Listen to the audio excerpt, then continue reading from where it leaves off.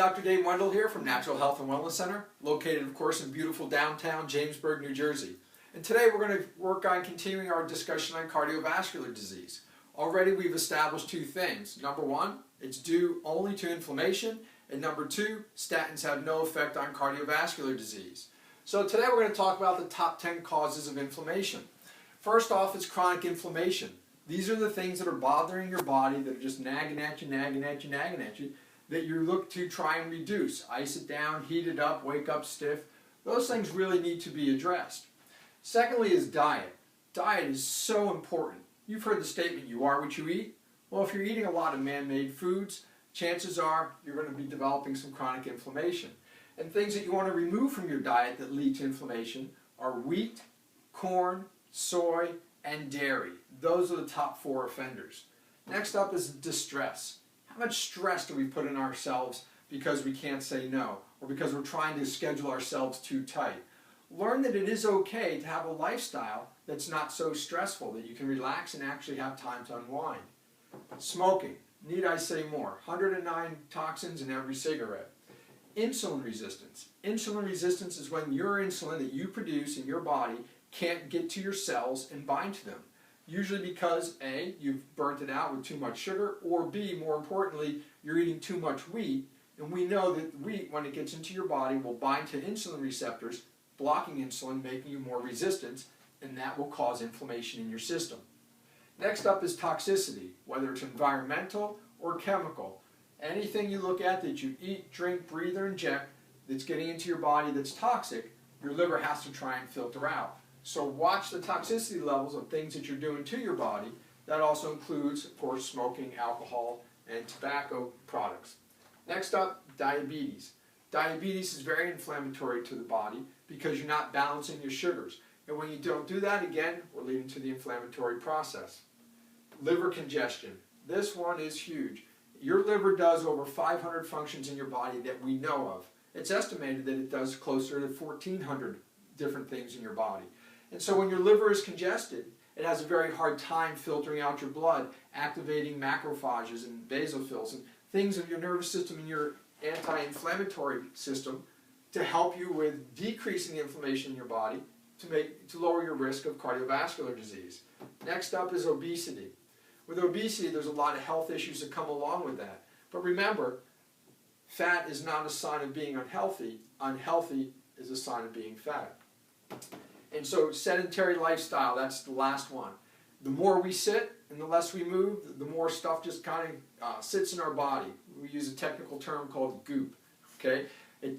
As you move around, your body's not hydrating itself, it's not lubricating the joints, it's not clearing out the muscles. So it's very important to make sure you have an active lifestyle. We don't have to be Olympians, that would be nice. We don't have to be Olympians, but we do need to move every day, 30 minutes. And people ask me, say, well, what kind of movement should we have? Well, really, you should be doing cardiovascular exercises twice a week for 30 minutes or more, and then you should be doing resistive activities for 30 minutes a pop 3 times a week or more to help with the human frame. So lastly, we have the top 6 causes of health. What are the 6 ways to restore health to your body?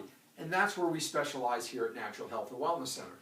First off is have a positive, creative spirit. The more positive and creative you are, the more ideas flow through, the quicker you get things done, and also the happier you're going to be. Have a healthy, loving relationship.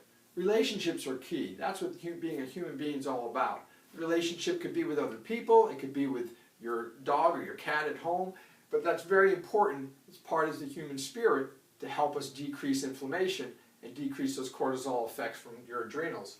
Next, our specialty, a whole food diet and whole food supplements.